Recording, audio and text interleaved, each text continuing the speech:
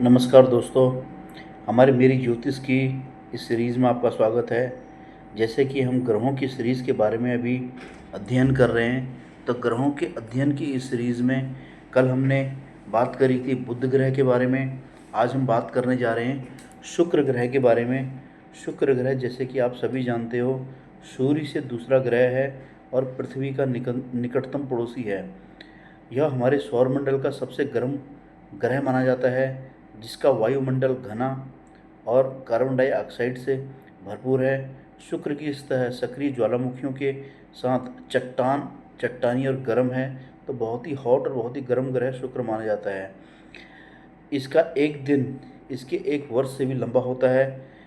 इसे अक्सर पृथ्वी का एक बहन ग्रह के रूप में भी माना जाता है ज्योतिष के अंदर, क्योंकि इसका आकार और इसका जो घनत्व है वो पृथ्वी के समान है, लगभग पृथ्वी के साथ रिजेंबल करता है।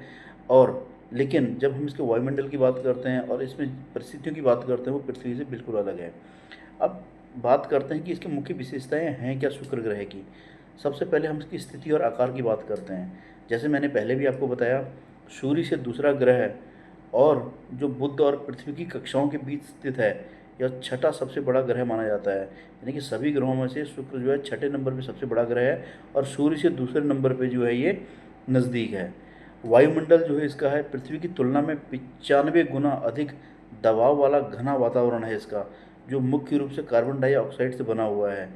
इसका तापमान की अगर हम बात करें, तो सौरमंडल का सबसे बड़ा ग्रह ये शुक्र है, जिसका औसत तापमान लगभग 460 डिग्री सेल्सियस है और जिससे शीशा भी पिघल सकता है। तो इतना गर्म जो है ये इसका तापमान है। और यह अपनी धुरी पर, अपने एक्सिस पर पृथ्वी और अधिकांश ग्रहों के विपरीत दिशा में घूमता है। दिन और वर्ष, शुक्र का एक दिन पृथ्वी के 243 दिनों के बराबर होता है।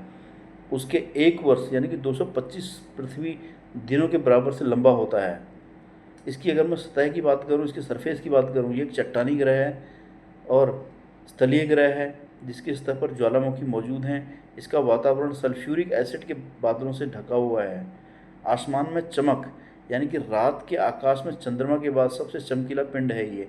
कहने का मतलब चंद्रमा तो चमकीला है ही, चंद्रमा के बाद सबसे ज़्यादा चमकने वाला यह ग्रह है, यह पिंड है। ग्रह को पिंड भी कह देते हैं।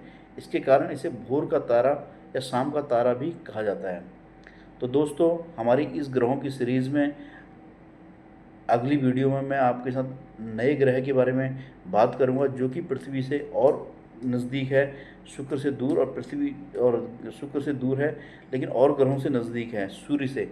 तो उसके बारे में मैं आपको जानकारी दूंगा। उम्मीद है आपको मेरे द्वारा दी गई जानकारी शुक्र ग्रह के बारे में आपको पसंद आई होगी। जहाँ तक शुक्र ग्रह का